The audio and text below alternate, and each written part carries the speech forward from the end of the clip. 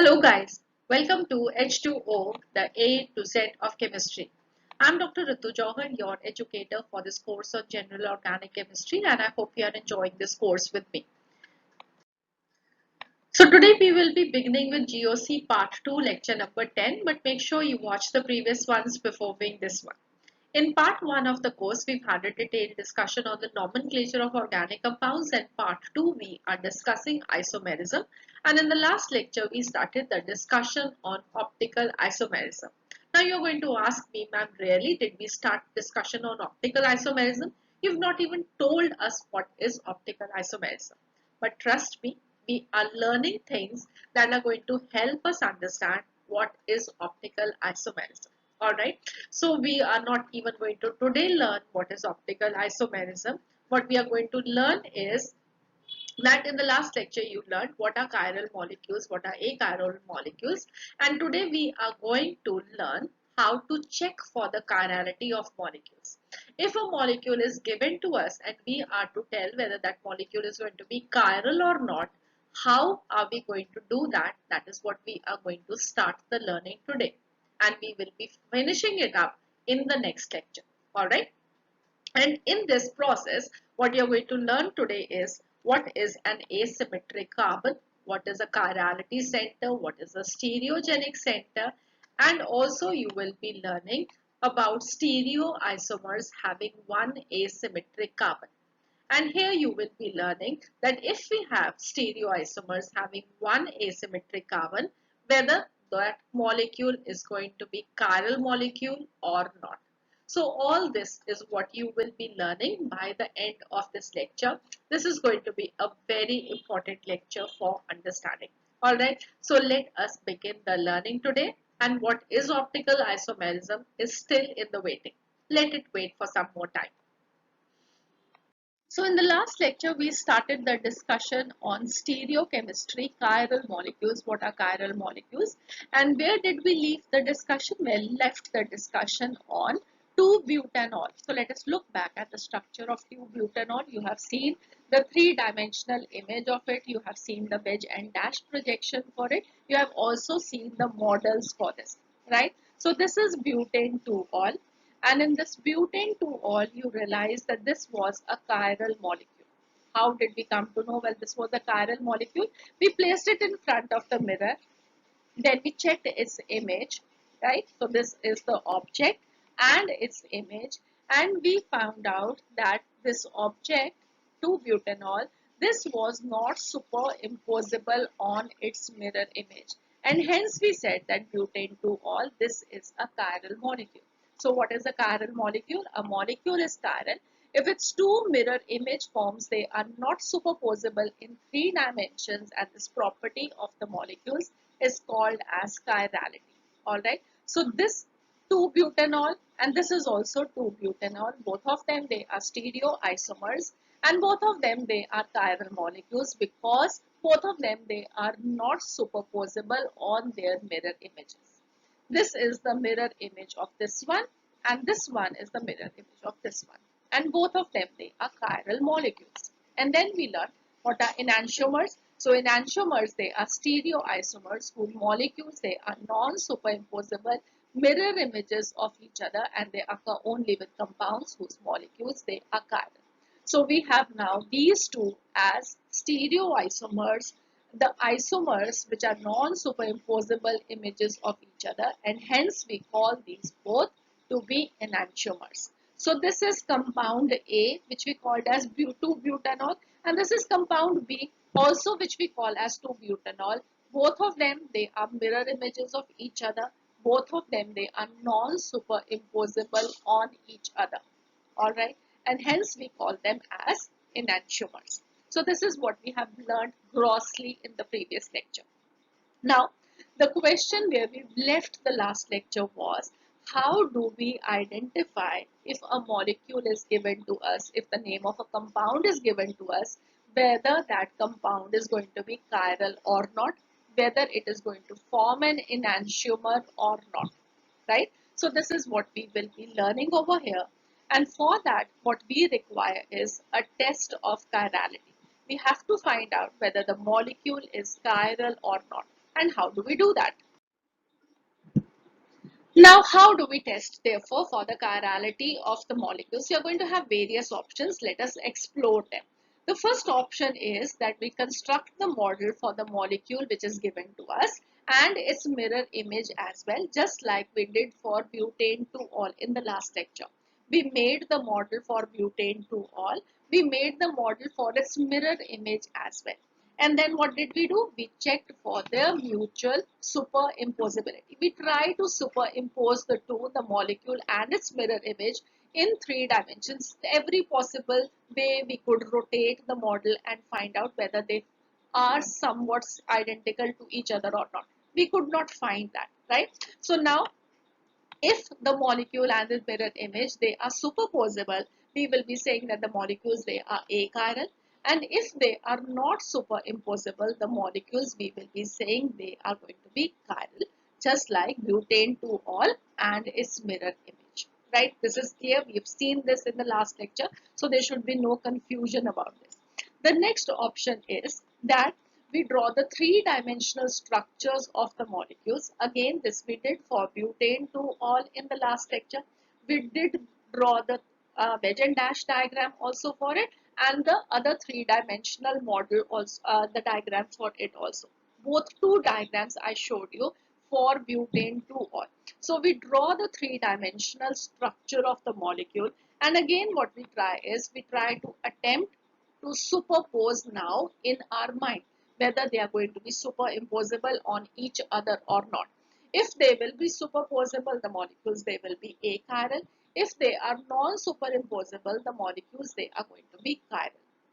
Now, here in this lecture today, I will also teach you how you are going to superpose the molecules in your mind. There is going to be just one way in which you are going to just rotate the molecules, and with that the work will be done. You will be able to find out whether the molecules, they are going to be superposable or not. You do not have to try rotating, imagining that you are doing a rotation anti-clockwise direction, you're doing a clockwise direction, you are going above vertically and you're horizontally moving all the atoms. No, you're not going to do that. I'll just give you a way how you're going to superpose the molecules in your mind. Okay, a bit later on, just wait for some time. Now the next option is that we draw the structure of the molecule on paper. All right, so I think that is going to be very easy. You just have to draw the structure of the molecule on paper. No 3 dimensions also required for that. And then what you will be doing is you will be checking the number of stereogenic center. All right. Now, first of all, you do not know what are stereogenic centers. So I will have to tell you what are stereogenic center. Once you have learned what are stereogenic center, then I will tell you how, once you have found out the stereogenic centers, you will be testing for the chirality of the molecules. And in fact, this is going to take me 2 lectures, not one, but 2 lectures. Okay. But first of all, let us understand what are stereogenic centers. So let us learn about the asymmetric carbon, which is also called as the chirality center. It is also called as the stereo center. It is also called as the stereogenic center. All right. Now, a single sp3 tetrahedral atom attached to 4 different groups is called as an asymmetric atom, a stereogenic atom, a stereo center, or a chirality center. What does this mean? This means that if we have an atom which has undergone sp3 hybridization, right? So the 4sp3 hybridized orbitals, they are going to be oriented in a tetrahedral manner, right? So all of them, they are going to be directed at the 4 corners of a tetrahedron. Now this sp3 hybridized atom, this is going to form 4 sigma bonds with 4 different groups of atoms. So this type of atom, this is called as an asymmetric atom, a stereogenic atom, or a stereo center, or a chirality center. And if this atom, this is a carbon, we will be calling it as an asymmetric carbon. For example, you have already seen 2-butanol. So in 2-butanol, this carbon, just let me put up, right? So this carbon, right? So I hope you can write this carbon. So this carbon, this is forming how many bonds? This is forming 4 sigma bonds. 4 sigma bonds with an hydrogen atom, a OH group, a CH3 group and a C2H5 groups. All 4 different balls were 4 different groups of atoms, right? So this is what you can correlate very easily now. So this is 2-butanol where we have one carbon which is undergone sp3 hybridization. It is tetrahedrally having those 4 hybridized orbitals, and these 4 hybridized orbitals, they are forming 4 sigma bonds with 4 different groups of atoms: a hydrogen, a OH, a methyl group and ethyl group. And therefore this carbon, we will be calling it as a asymmetric carbon. We will be calling it as a chirality center. We will be calling it as a stereo center. We will be calling it as a stereogenic center. I hope this is clear. Okay. Now, this asymmetric carbon, this is indicated by an asterisk, which I was trying to make over here. And the difference in the groups bonded to the asymmetric carbon is not necessarily right next to the asymmetric carbon. Alright. So, if you say, for example, in this over here, that we have a methyl group and we have a ethyl group. So here we have a carbon which is bound directly to this carbon. On this side also we have a carbon which is bound directly to the carbon. So you can say that if this side also is a carbon, this side is also a carbon, and therefore this atom, this is not an asymmetric atom. No, you have not to see that. You have to see the different, in totality, what are the groups attached to this carbon. Alright. So this you have a methyl group. On this side we have an ethyl group. We have a hydrogen and we have a OH, and all are 4 different groups.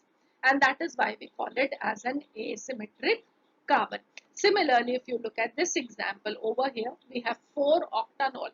This carbon, which we have now put an asterisk, you can see that this is attached to one hydrogen, one OH. On this side we have a propyl group, and on this side we have a butyl group. Okay, so even in spite of the fact that this carbon, this is directly attached to carbons on both sides, but the groups, they are different. So when the groups, they are different, we will be calling it as an asymmetric carbon. Alright, we will be calling it as a chirality center, we will be calling it as a stereo center, we will be calling it as a stereogenic atom, whatever you may be calling it. Perfectly clear? I hope no problem. You can see one more example. Here now this carbon over here, hydrogen, bromine, methyl group, ethyl group. All 4 different groups. So this is a chirality center. If you look at this carbon, this is attached to 3 hydrogen. So 3 hydrogen and 1 carbon. They are going to be 3 same kind of groups. Such a carbon, you will not be calling it as a chirality center. It has to be 4 different groups. Alright, let us see one more example, and the example is 2,4-dimethylhexane. So this carbon, now you can see, you have to learn to identify in each of this. Let us do that. We have this carbon, this is attached to CH3. So 3 hydrogen are going to be common. So no, this cannot be a asymmetric carbon. Then look at this one. This is a CH3, a H and CH2 and further. Okay, so this means that this carbon is also attached to 2 methyl groups. So again, 2 groups, they are common. The next, your CH2, again they are going to be 2 groups at least common. The 2 hydrogens, they are common. The next carbon, what you can see is a H. Then you have a methyl group, a ethyl group and a isobutyl group. So 4 different groups are attached to this carbon, which we have marked by an asterisk. So all of these asterisk carbons, well, these will be called as asymmetric carbon, chirality center, stereo center, stereogenic atom. I hope now you can identify in any of the molecules. I'll be giving you a practice at the end of the lecture.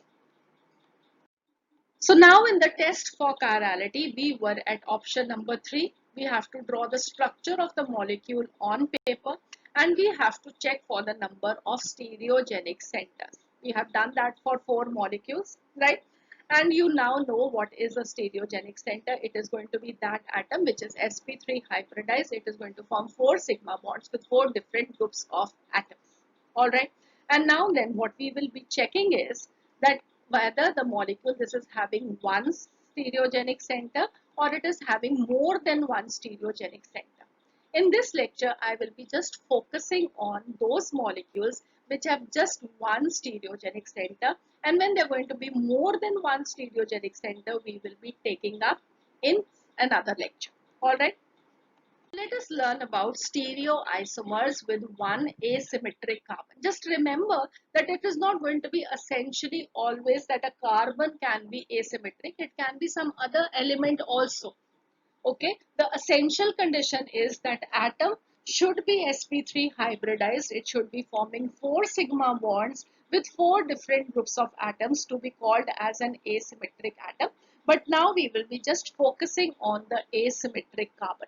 Alright, so the presence of a single chirality center guarantees that the molecule is chiral and the enantiomeric forms are possible. What does this mean? This means that if we have a molecule, again my 2-butanol is back again, we have a molecule in which there is one chirality center, there is one asymmetric carbon present, there is one carbon which is attached to 4 different groups of atoms. That molecule is going to be 100% chiral, okay, and it will have its enantiomeric form. I hope this is clear. You have already seen that butane 2-ol, this is a chiral molecule. Why is it a chiral molecule? This is a chiral molecule because it has one chirality center.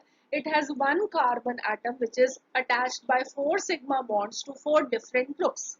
So just looking at it, that this is attached to 4 different groups, well, we can say that this molecule is going to be chiral. Isn't it now very easy? You do not have to make all the structure, you do not have to make the model, you do not have to make the image model for it, and then you do not have to check the superimposability also. The work is already done. Just see if there is any carbon in the molecule which is attached to 4 different groups. But what are we saying is that it should be only one asymmetric carbon. Okay. Presence of a single chirality center, just one asymmetric carbon, it is going to be 100% sure that the molecule will be chiral and you can make the enantiomer for it, which is going to be its mirror image. But if the molecules, they are having more than one chirality center, they may or may not be chiral. That is why we are just focusing our learning today on one asymmetric carbon molecules. We will have to learn something more to understand about the molecules which will be having more than one chirality center, and that is why we will be taking it up in another lecture. Okay, so the molecules which have one single chirality center, that molecule is always going to be chiral, whereas molecules with more than one chirality center, they may or may not be chiral. For example, if you look at this molecule, this has 2 chirality centers. How do I come to know of it? This point of intersection, well, here this is going to be a carbon. You will be learning about these representations, how we are drawing all this in another lecture. So much to learn in this topic, all right. So we have this intersection. Just understand this for the present moment, that here it will be a carbon. If here it is a carbon, it is attached to a COH group, a OH, a hydrogen, and then to whole of this group over here, right? So it is going to be attached to 4 different groups. Similarly, this carbon is also attached to 4 different groups, a H, a OH, a COH, and the rest of this group. So we have 2 asymmetric carbons in this molecule, but this molecule is not a chiral molecule. Okay, this has 2 chirality centers, but still this molecule is not a chiral molecule. Okay, why it is not a chiral molecule, we have to still learn, but just remember, if we have just one single chirality center, 100% the molecule is chiral. But if we have more than one chirality center, it is not essential that the molecule is going to be chiral. Okay, so the molecules, also there's one more interesting thing, that there are going to be molecules without any chirality center also, which can be chiral. So the chirality is not going to be the essential condition. Just we know that if there is one chirality center, we are 100% sure that the molecule is going to be chiral. If there is no chirality center, then also we are not sure whether the molecule is going to be chiral or not. If there are going to be more than one chirality center, then also we are not sure whether the molecule is going to be chiral or not. For that, we will have to do a little more study. The only carbons that can be asymmetric carbon or chirality center, they are going to be sp3 hybridized carbons. The sp2 hybridized carbons, they cannot be asymmetric carbons because they do not have four groups attached to them. The essential condition is sp3 hybridization so that we have four different groups around that carbon. So chirality, this is the property of the entire molecule, right? We cannot say that we have a chirality center present over here, a chirality center present over here. So this molecule should be a chiral molecule. No. The molecule is chiral or not is going to depend on so many other things that you will be learning. So we have to tell whether the molecule is going to be chiral or not. It is the property of the entire molecule. Now in organic chemistry, what you will see is that chirality, this is going to be most commonly seen in those molecules which contain a carbon that is attached to four different groups. We will see chirality in those molecules as well where we will be having a carbon which is not attached to four different groups. Alright, but that is going to be very less in comparison to those molecules where we have a carbon attached to four different groups. So the common one, let us see, discuss this one: bromo, chloro, fluoromethane, BrCl, F and H atoms surrounding the carbon. So we have four different groups around the carbon. So this molecule, this should be a chiral molecule. And if you look at the diagrammatic representation at the point of intersection of these two lines, well, there is going to be a carbon. You will be learning all about the diagrammatic representations, how you're going to draw them in detail in the upcoming lectures. Do not worry about that. But if there is a carbon over here, well, you can understand these four groups surrounding the carbon, all of them, they are different. So this molecule is going to be a chiral molecule. A mirror is placed in front of it and we have its mirror image, right? So this and its mirror image, both of them, they are going to be non-superimposable.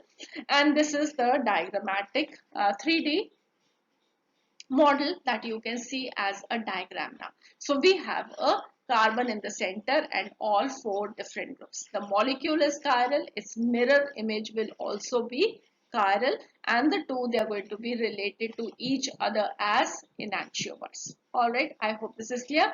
Why this is going to happen? Because the two mirror images, they are going to be non-superimposable. How do we prove that? Let us see now. So in these diagrams now, what you can see is that we have a structure A and a structure B. Both of them, they are a representation of bromochlorofluoromethane. Alright. So we have the same molecular formula for both of them, same structural formula for both of them. They both are differing in the spatial arrangement of atom. Therefore, they are called as stereoisomers. The next, they are looking as a mirror image of each other, right? And what you can see is that we have a compound in which we have one carbon which is surrounded by four different groups. So this is a chiral molecule. Alright, this is also a chiral molecule and both of them, they are a mirror image of each other. Therefore, we call them as enantiomers. But what we want is to check whether they are really enantiomers or not, whether they are really chiral molecules or not. And for that, we have to confirm that they are superimposable on each other or not.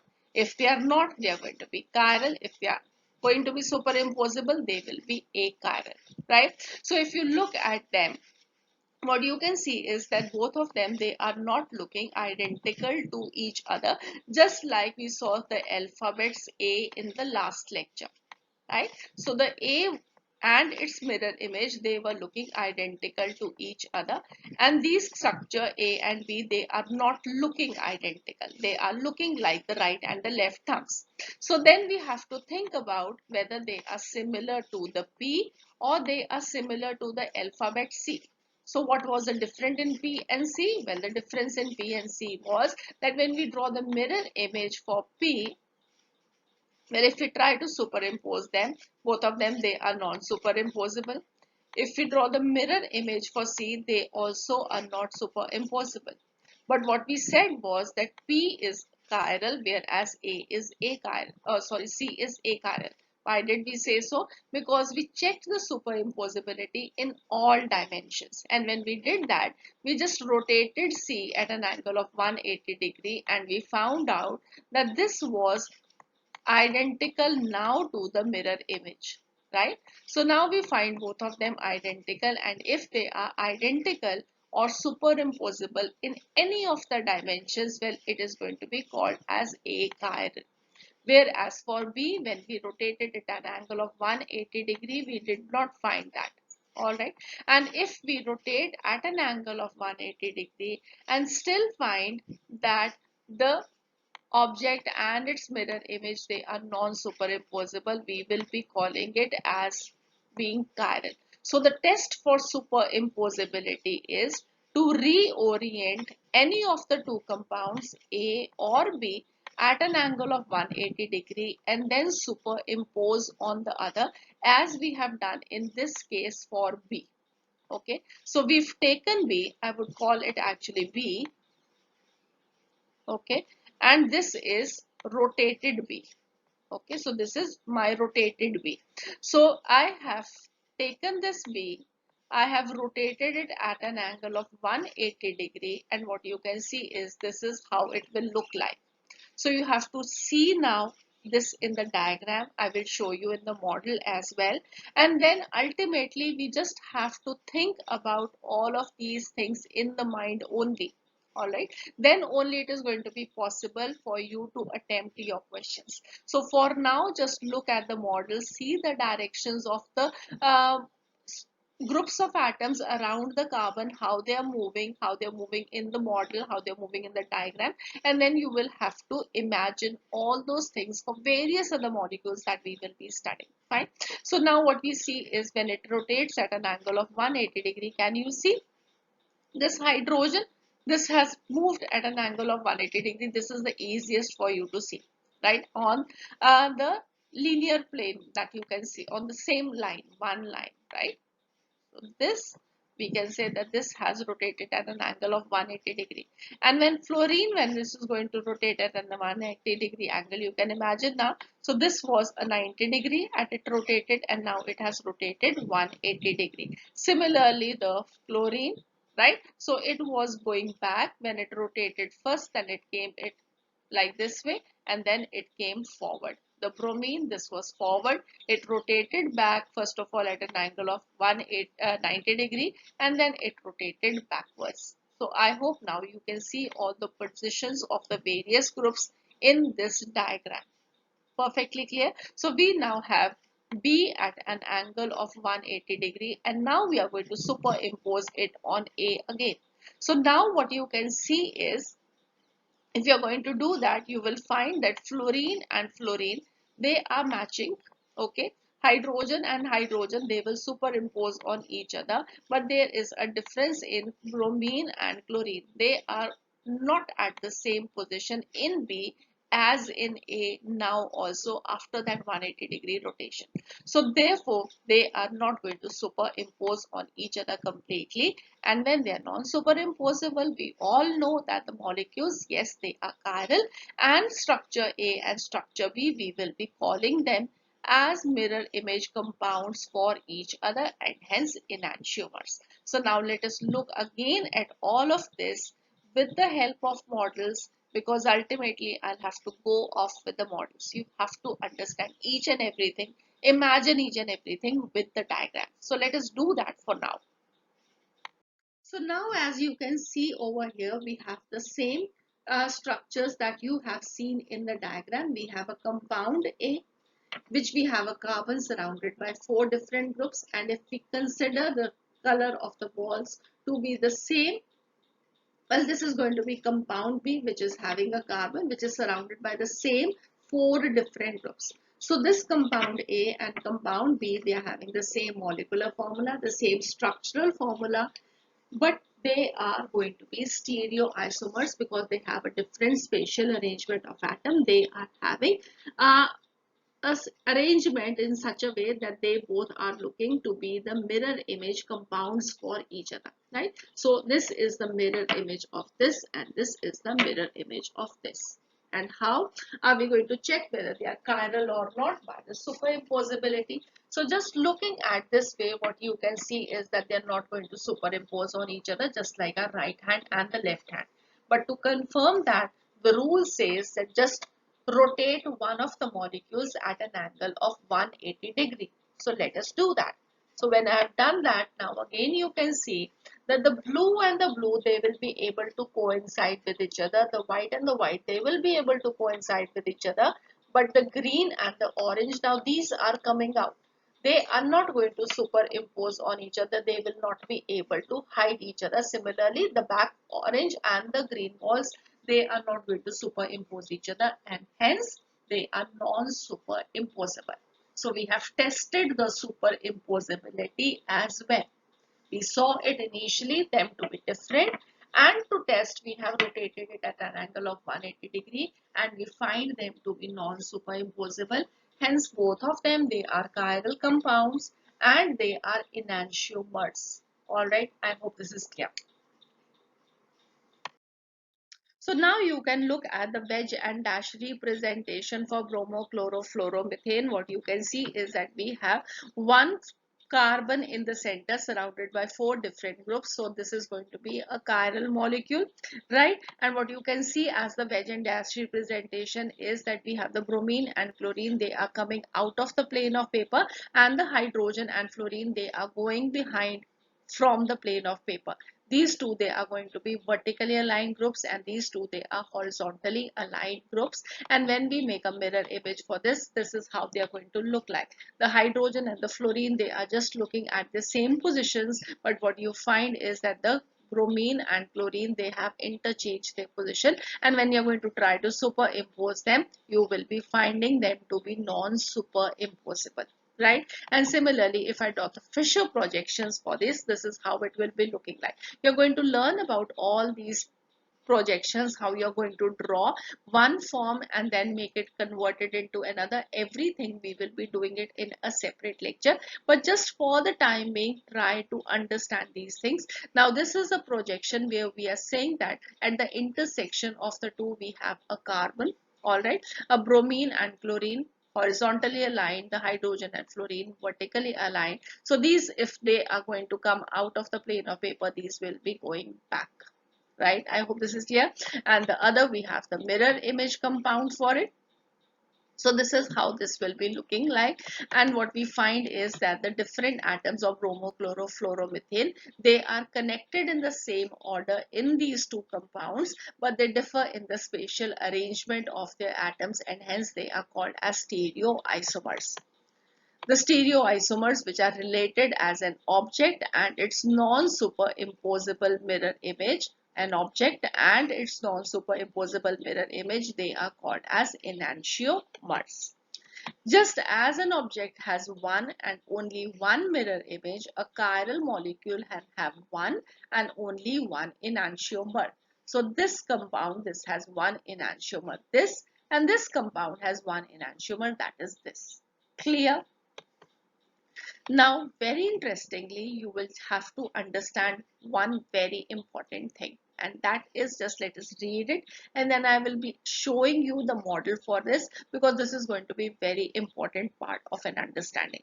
So what the line says is that it will generally be true for species of the type carbon with a W, a X, a Y and a Z, that an exchange of two of them converts a structure to its enantiomer, but an exchange of three returns the original structure element in a different orientation. So what it says is, first of all, we should have a compound of the type where we have a carbon surrounded by four different groups, that is a W, a X, a Y and a Z, just like we have this compound. Okay, the next what it says is that if you exchange the two of them converts a structure into its enantiomer. So changing the position of any two of the groups surrounding the carbon, you will be getting its enantiomer, and it is very easy for you to convert a bromine and a chlorine their position. If you just change the position, you can see that you will be getting a chlorine this side and a bromine this side, and then both this structure and the structure, this is going to be the other compound. All right, let me tell you what I'm going to say. We have a chlorine over here and we have a bromine over here. What we have done is we have broken this bond, we have changed the position of bromine and chlorine, and this is what now the compound will look like. Okay, so if this was initially my compound A and this was my initial compound B, what I have done in A is I have changed the position of two of the groups. It can be any two groups, but in the diagram it is first of all going to be very easy for you to see that if I change the position of bromine and chlorine, now what you can see is that this is no more A, this has become B. Alright, with the model I will show you not only that it is going to be these two groups that you can change the position of any of the two groups and you will be getting its enantiomer. Alright, and the next part of the line says is that if we exchange 3, it will return to the original structure element in a different direction. So what this means is that if I start with my compound A and change 3 of the groups surrounding the carbon, their positions, what I will be getting is again an A, but it is going to be oriented in a different direction. Alright. So let us see this with the help of the models, then you will be able to understand this, and this is something that I would like you to remember because this is going to be very important. So now again you can see the same two models. We have a compound A and we have a compound B. Both of them, they are mirror image of each other. Both of them, they are chiral molecules and hence they are going to be enantiomers for each other. Now that line said was that first of all we should have a molecule of the type where we have a carbon surrounded by 4 different groups. So both of them, they have it. Alright, now what we are going to do is we are going to interchange the position of two of the groups around this carbon, and what the line says is that it is going to convert this compound A into compound B. Alright, so what I am going to do? Well, I am going to change the position of any of the two groups. So let it be a green and a orange. Alright, so now what I have done is I have a green and an orange, changed its position, and now what you can see is that this is also going to be compound B, but it is in a different orientation. How? Let us see that. Now if you see over here, well, you can see both of them to be identical to each other. Yes, they are. But what it was that we had kept it in this way and it was looking in a different way to us. But it was only that they are two oriented in the different direction and I can interchange the position of any of the two groups. Okay. So if I now change the position of the supposedly a white and a blue. Now this is not compound A, this is compound B, right? I have changed my compound A into compound B by changing the two groups. Now if I change again two groups, what I should get back is a compound A. So let us do that. Okay, now I am changing the position of a white and a blue. So now you can see, well, this is going to be the structure and now I am saying that this is no more a compound B. It has again become compound A, but it is in a different direction. Alright, so now again you can see that if I rotate it this way, well, I will be getting my compound A back, which is looking to be the mirror image of compound B. So you did a rotation of interchange of two groups. You got compound A getting converted into its enantiomer, and when I change the position of the two groups around B, I can get back the enantiomer A. Now the next part of the line said was that if we change the position of three groups surrounding the carbon, this will remain the same molecule, but only the orientation is going to be different. Alright, so now let us see that as well. So what I will be doing is I will be taking out the green. I'll be putting up a white instead of it. Alright, and instead of the white I have put an orange, and the orange I have put a green. So I have interchanged the position of three groups around the carbon. The blue one is remaining unchanged, and now what I'm saying is that this is again my compound A in a different orientation. If it is compound A, you can see that it is in a different orientation because this is not looking to be the mirror image of B. Alright, so what do we want? Well, we want to check whether it is actually compound A or not. So it should be compound A in any of the rotations. Now you can see, well, this is compound A, again looking to be the mirror image of B. Alright, so when we are going to do two groups around the carbon, interchanging their position, you will be converting a compound into its enantiomer. But if you make it an exchange of three, the compound remains the same, but it is going to be in a different orientation, right? I hope this will be clear to you.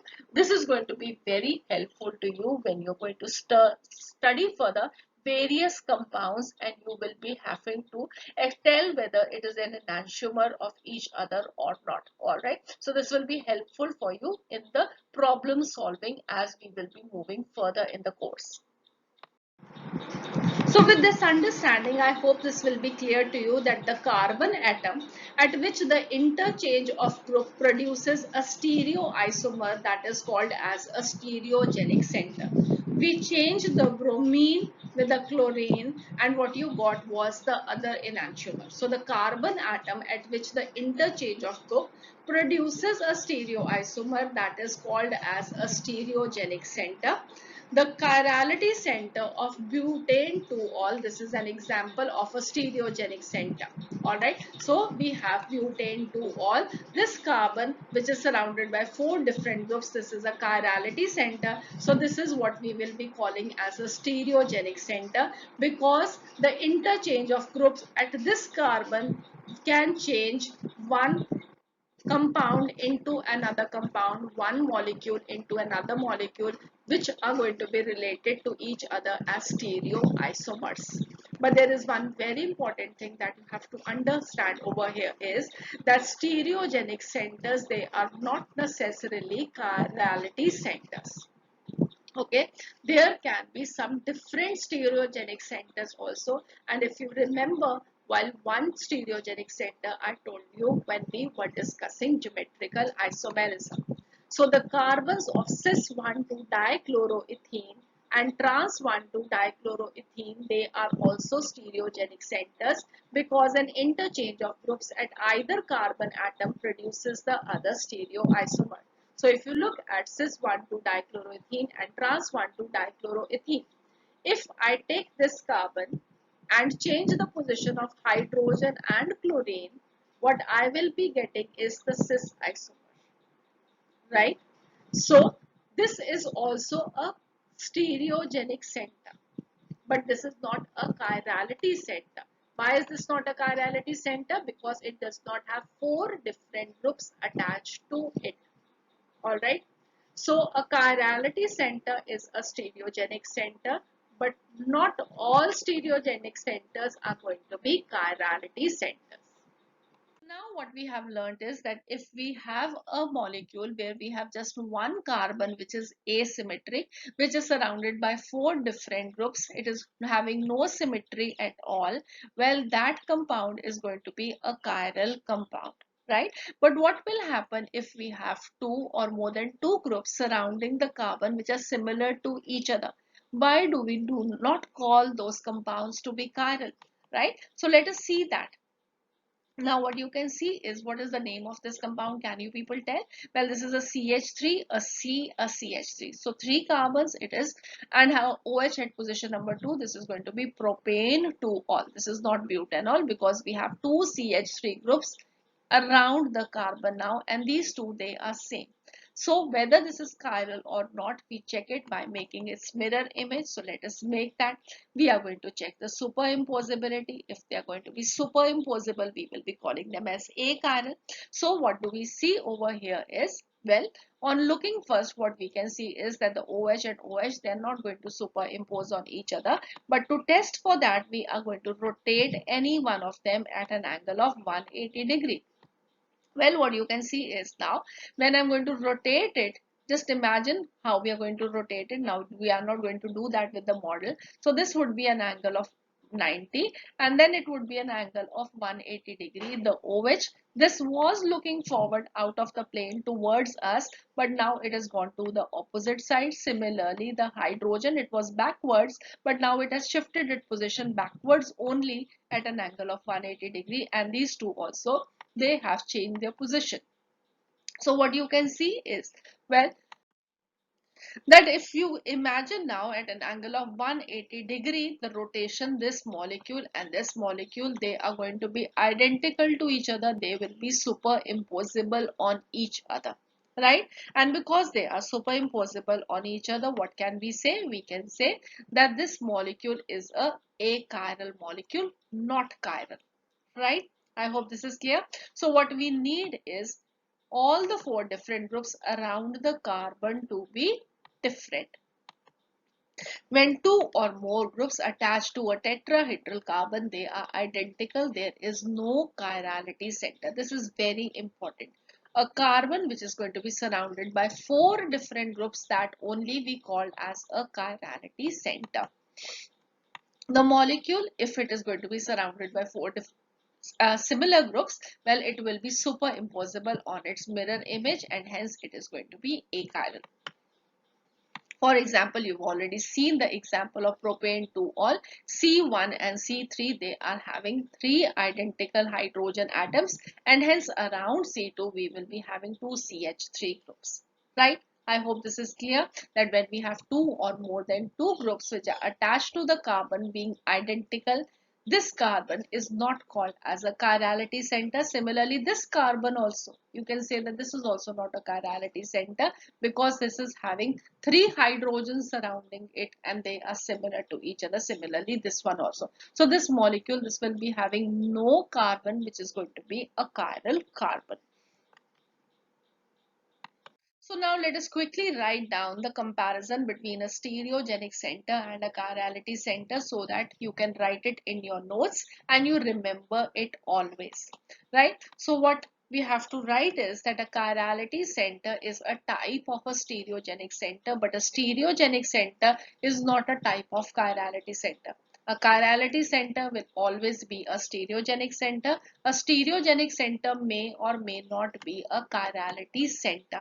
Chirality center in butane 2-ol is a stereogenic center. Why it is a stereogenic center? Because the exchange of two groups around the carbon is going to convert it into its enantiomer or its stereoisomer, right? So it is a site of stereoisomerism.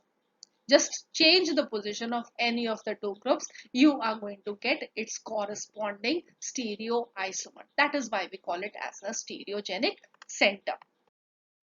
So the carbon atoms now of cis and trans 1,2-dichloroethene, they are trigonal stereogenic centers and not chirality centers.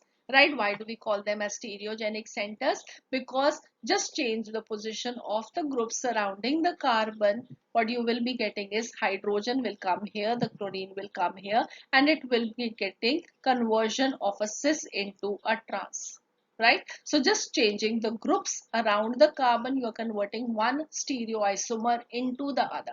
So this is also a stereogenic center, but this is not a chirality center. Why it is not a chirality center? Because both of them, they are not mirror images of each other, right? So for being a chirality center, first of all, they have to be mirror images of each other. So an interchange of group at either of the alkene carbon produces a stereoisomer but not the non-superimposable mirror image, and hence a chirality center is the one that must have a possibility of a non-superimposable mirror image. Also, the chirality center, they are tetrahedral stereogenic centers, right? So it has to be an atom which is surrounded by four different groups by sigma bonds. It has to be a tetrahedral arrangement of those four different groups around that chirality center. That is only why we will be calling it as a chirality center. Four different groups. Okay, so this is very important. A tetrahedral stereogenic center will be a chirality center, whereas the cis and transalkene isomers, they contain trigonal stereogenic center. It will be a carbon which is going to be surrounded by three different groups. One would be a carbon and the other would be the two different groups which are attached to it. For example, in the example that you saw of 1,2-dichloro ethene, it was a hydrogen and a chlorine. So hydrogen, chlorine and carbon, they are the three groups that will be surrounding one stereogenic center in case of the alkenes. Alright, a trigonal, and for chirality it has to be a tetrahedral stereogenic center. In option number 3 now, while we were testing the chirality, what we now know is that we can draw the structure of a molecule on paper and check for the number of stereogenic centers. If it has one stereogenic center, it is going to be always that the molecule is chiral, 100% sure. But if it has more than one stereogenic center, we will have to test that further. And how are we going to test that further? Well, we will have to rely on option number 4, where we will be determining the chirality based on the plane of symmetry and center of symmetry of the molecules. So for one stereogenic center, you know that carbon is asymmetrical. There is no symmetry around that carbon. We do not have any same type of groups, right?